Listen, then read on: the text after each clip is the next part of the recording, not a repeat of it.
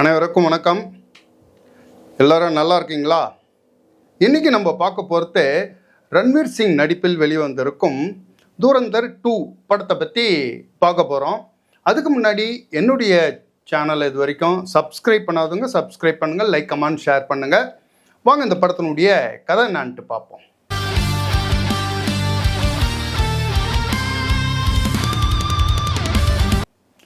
Indian government இந்தியாவில் நிறைய தீவிரவாத செயல்களை செஞ்சுட்டு இங்கேருந்து பாகிஸ்தானில் போய் ஒளிஞ்சுன்னு இருக்கிற தீவிரவாதிகளை எப்படி என்கவுண்டர் பண்ணுறது அப்படின்னு சொல்லிட்டு யோசிச்சுட்டு இருக்காங்க. இந்த நேரத்தில் பஞ்சாபில் ஒரு லோக்கல் எம்எல்ஏ ஒரு குடும்பத்தையே அழிச்சிடுறான் ஒரு சின்ன ஒரு பிரச்சனைக்காக. அந்த குடும்பத்தை சேர்ந்த மூத்த மகன் ஒரு இராணுவ வீரன்.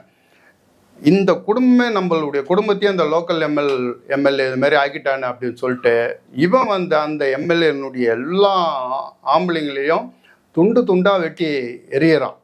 இதை கேள்விப்படுற இந்த நம்ம இந்தியன் கவர்மெண்ட்டில் இருக்கிற இன்டெலிஜென்ட் டிபார்ட்மெண்ட்டு கரெக்டான ஆள் இவன் தான், இவனை அமிச்சா போதும் பாகிஸ்தானில் இருக்கிற எல்லா தீவிரவாதியும் கண்டந்தனமாக வெட்டி போட்டுருவான். இவன் உடம்புலையும் இவன் மனசுலையும் தான் உண்மையான அந்த வெறிங்கிற அந்த ஃபயர் உண்மையிலேயே உடம்புல அந்த வெறி இருக்குது அப்படின்னு சொல்லிட்டு இவர் அந்த மிலிட்ரி வீரனை, அவர் தான் அந்த படத்தினுடைய கதாநாயகன், அவரை ஒரு தீவிரவாதி மாதிரி இங்கேருந்து பாகிஸ்தானுக்கு அனுப்பி வைக்கிறாங்க.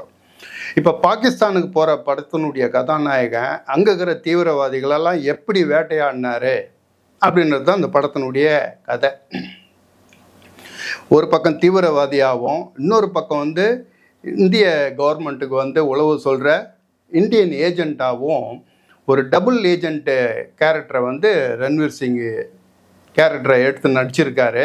அவருடைய ஆஜான பாகமான உடம்பு, அந்த ரஃப்பான முகம், இதெல்லாம் அந்த கேரக்டருக்கே இவர் செஞ்சு வச்ச மாதிரி கரெக்டாக பொருந்தி இருக்கிறாரு. அதுக்கேற்ற மாதிரி ஒரு கதாநாயகன் ஒரு படத்துக்கு எந்த அளவுக்கு உழைக்கணுமோ அந்த அளவுக்கு இந்த படத்தில் ரன்வீர் சிங் உழைச்சிருக்காரு. அவருக்கு அடுத்தது இந்த படத்தில் இன்ட்ரெஸ்டிங்கான ஒரு கேரக்டர் அப்படின்னா மாதவனுடைய கேரக்டரை சொல்லலாம். அவர் தான் இன்டெலிஜென்ட் டிபார்ட்மெண்ட்டில் இங்கேருந்து இவர் ரன்வீர் சிங்கை பாகிஸ்தானுக்கு அனுப்புகிற அந்த அதிகாரியாக நடிச்சிருக்காரு. அவர் வர சீன் எல்லாமே தியேட்டரில் ஒரு கலகலப்பாக இருக்குது. மாதவனுடைய கேரக்டருக்கு அடுத்தது முக்கியமாக சொல்ல ராகேஷ் பேடியோட கேரக்டர். அவர் இவங்க 2 பேர் தான் இந்த படத்துக்கு ரன்வீர் சிங்குக்கு அப்புறம் ஒரு கலகலப்பை ஏற்படுத்த இந்த படத்தில். இவங்களுக்கு அப்புறம் இந்த படத்தில் முக்கியமாக நம்ம சொல்ல வேண்டியது என்னென்னா ஆக்ஷன் சீனை சொல்லலாம்.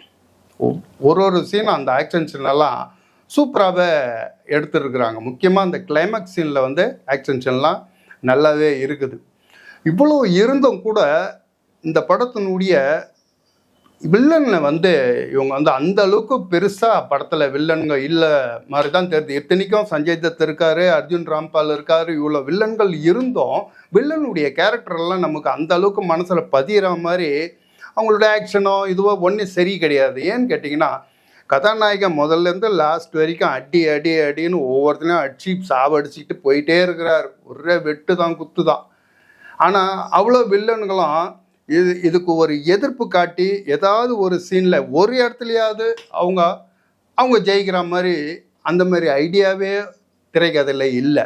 அதுவே நமக்கு ஒரு கட்டத்துக்கு மேலே என்னடா சும்மா அடித்து போயிட்டு இருக்கிறார் அப்படின்னு சொல்லிட்டு ஒரு சலிப்பு உண்டாக்கிடுது. அதுக்கப்புறம் இந்த படத்தில் நமக்கு இன்னொரு முக்கியமான விஷயம், படத்தினுடைய நம்பகத்தன்மையை ஏற்படுத்துகிற மாதிரி ஒவ்வொரு காட்சியும் எந்த நாட்டில் நடக்குது, எந்த நாட்டில் பிரச்சனை நடக்குது, அப்போது அங்கே இருந்த பிரதமர் யார் அப்படின்னு சொல்லிட்டு நம்ம இந்தியன் பிரதமரை பற்றி பாகிஸ்தானில் பேசுகிற அந்த வில்லன்கள் பேசுகிற விதம், இது எல்லாமே ஒரிஜினலாகவே நம்ம சாதாரணமாக பேசுவோமே, அதே மாதிரி இந்த படத்தில் காமிச்சது ஒரு மாதிரி பார்க்குறதுக்கு ஒரு நம்பகத்தன்மையை ஏற்படுத்தி இருக்குது. அதுக்கப்புறம் பார்த்தா படத்தில் நிறைய அபத்தமான காட்சிகள் தான் நமக்கு பார்க்கும்போதே கொஞ்சம் வெறுப்பாக இருக்குது. ஒரு இடத்துல எஸ்பி சஞ்சய் தத் யார், பாகிஸ்தானுடைய எஸ்பி, அவருடைய கொலிக்கிட்ட பேசிகிட்டு இருப்பார். ஒரு முக்கியமான ஒரு டாப் சீக்ரெட்டு. ஆனால் அவங்கள பார்த்த மாதிரியே ரன்வீர் சிங்கோட மனைவி மேலேருந்து அவங்க பேசுறத ஒட்டு கேட்குறாங்களாம். மேலே ஒரு ஆள் இருக்கிறதுன்னு கூட தெரியாதியா ஒரு ரகசியத்தை பேசுறது. அந்த மாதிரி காட்சிகள்லாம் நிறைய இருக்குது. அதே மாதிரி எந்த சீன் எடுத்தாலும் கதாநாயகன் அடி அடி அடி அடின்னு அடிச்சுட்டு போயிட்டே இருக்கிறது, என்ன இது இந்த எப்போதான் முடியுமோ அப்படின்னு ஆயிடுது. மொத்தத்தில் இந்த படம் எப்படி இருக்குதுன்னு என்ன கேட்டிங்கன்னா, படம் வந்து ஃபஸ்ட் ஹாப் வந்து சுமார் தான். ஆனால் செகண்ட் ஹாப்பை பொறுத்த வரைக்கும் ரொம்ப நல்லாவே எடுத்திருக்காங்க, பார்க்குற மாதிரியே எடுத்துருக்குறாங்க. அவ்வளோதான் இந்த படத்தை பற்றி சொல்ல முடியும். இந்த வீடியோ உங்களுக்கு பிடிச்சிருந்ததுன்னா மறக்காமல் லைக் பண்ணுங்கள். நம்ம அடுத்த வீடியோவில் பார்ப்போம். உங்கள் உடம்பு நல்லமாக பார்த்துங்க, நிறைய படிங்க. ஓகேவா? நம்ம அடுத்த வீடியோவில் பார்ப்போம். பாய்.